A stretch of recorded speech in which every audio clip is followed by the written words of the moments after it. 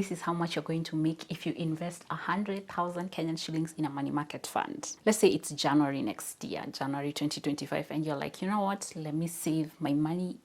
Let me save my emergency money in a money market fund. Let me just put in 100,000 Kenyan shillings.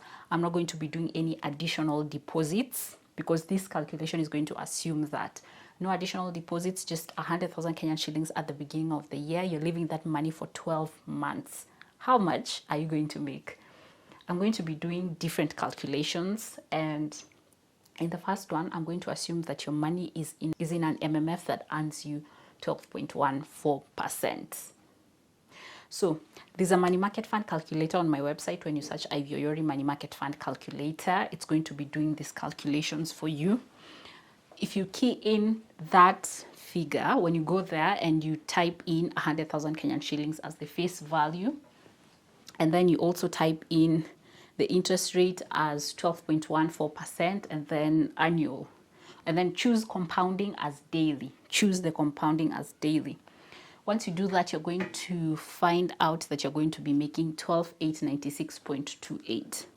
This amount is not inclusive of tax. This is just the interest that you're going to earn, taking into account compounding effects. So this is just the interest on compounding. There's an O here, compounding. So we're going to take away one tax, which is usually 15% withholding tax. We have to take away 15% from here. So tax is 15%, 3. So the amount of money that you're going to be having is going to be 10,703, which is 100,000 plus 10,703.68. So this is how much you're going to be having at the end of the year. This is one. Now, this calculation is not entirely accurate. Why? Because it's actually assuming that this interest rate that you're going to be earning is going to be constant. It's going to be constant throughout the year. But in real sense, the interest rate is not constant. The interest rate keeps changing. What I mean is that when you log into the portal for your MMF, or you go to any MMF website, they're going to show you the annual yield, which is this, or the daily yield, which is sort of like this. But it's not constant because the money in a money market fund is invested somewhere else. It's invested in treasury bills, it's invested in cash deposits, which also depend on the interest rate.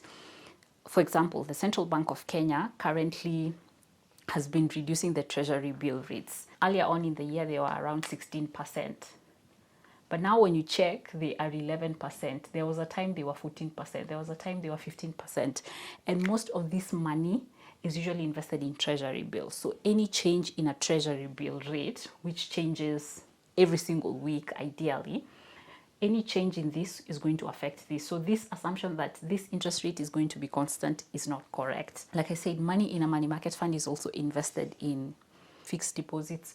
So the interest rate that the central bank gives to banks, if it changes, it's also going to affect this because the money is there, or any other investment that this money is there. So that's one of the disadvantages. Like for now, the treasury bill rates have been going down. That's why you'll notice that the interest rate for your MMF is not as high as it was before. You'll find that for one that was offering 12%, it's now 11%, it's now 9%. So this is not a constant, but at least you now know how it's going to look like. Around 110,000, so you've made 10,000. Let's do another calculation. Let's assume that this time you're going to invest 100,000 Kenyan shillings in a money market fund that's offering you 14%. This is January, you're going to put your money there and you're not going to touch it. And at the end of the year, that is around December, you're going to withdraw your money. Like I said, I keyed in, use a money market fund calculator on my website, Oyori money market fund calculator. Just search that, then key in 100,000 Kenyan shillings, key in 14%, key in 1 year, key in daily as compounding, because there's a part for that on that calculator. It's going to show you that the interest is going to be 15,013.62. I still haven't added the tax element to that calculator, but once I do, it's going to be easier. You don't have to do it the way I've done it But for now, since my calculator doesn't have taxation, the withholding tax, this is how ideally how your money is supposed to be like. So we take away 15% as tax. This one is mandatory, you can't escape it, and it's usually taken out before money is deposited to your account, so don't worry about filing any tax return. When you do this, you're going to get 12,461. So at the end of the year, you're going to withdraw your 112,461. Like I said again, this amount is not constant. This is just a rough estimation in case this interest rate doesn't change. But the whole point is this. The interest rate makes a difference. The interest rate makes a difference. You can see that here we have 12.14%. You can see the interest that we earned, 10,703. But here the interest rate is 14%. You can see the interest is 12,461.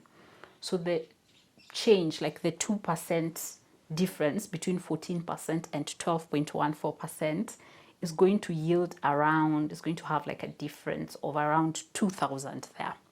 It makes a difference. That's why most guys are going for money market funds that offer the highest interest rate. So if you can find one that gives you the highest interest rate and you're comfortable with risk, go for it. There's something that I've noticed, that if you're going to find a money market fund that's offering you a high interest rate, 16%, look at their transaction charges, their withdrawal charges, because there's a high probability they're higher. It's just something I noticed. Like a money market fund that has a high interest rate is going to offer you, is going to charge you more than one that has a lower interest rate, is going to charge you less in terms of withdrawals. But then again, it's not a guarantee. It's just something that I noticed. So you might want to check that out. What do you think? Because some people might say, my 100,000 in a money market fund, when I can use this 100,000 and invest in a business. Why wait for a whole year to earn 10,703? Why wait for a whole year to earn 12,461? My 100,000 can bring me more money. Okay, the question is where? Because definitely putting 100,000 in shares, putting 100,000 in a business might yield you more money. But anyway, put your money in a money market fund with the expectation of having a place where you can easily withdraw your money in case you have an emergency, in case you want liquid cash. That being said, would you put your money in a money market fund? Would you invest your 100,000 Kenyan shillings, or rather would you save your 100,000 Kenyan shillings here? By the way, this is just for 100,000. What if for somebody who earns $1 million? Because somebody who earns $1 million, we just add a zero here. So if you're going to have 1 million shillings at the beginning of the year and you've just left it there, you're going to, when we add a zero here, you're going to be making like 107,000 at the end of the year. So that's roughly making 8,900 shillings per month. With 1 million, you're going to be making like 8,900 shillings per month. And for this case, you're going to be making around 12,000 shillings per month. And this is after tax, because we've done the tax element bit. You can see that the more that you save, the more that you invest, the more that you earn. But then this should not stop you if you earn low income, because the goal here is to help you save, help you plan. What do you think? Do you think that investing in a money market fund is worth it? Given that you've done these calculations, would you put your money here? Do you see it as a viable option for somebody to invest in? Or what do you think? What's your take? Thank you for watching this video. Like it and see you in the next one.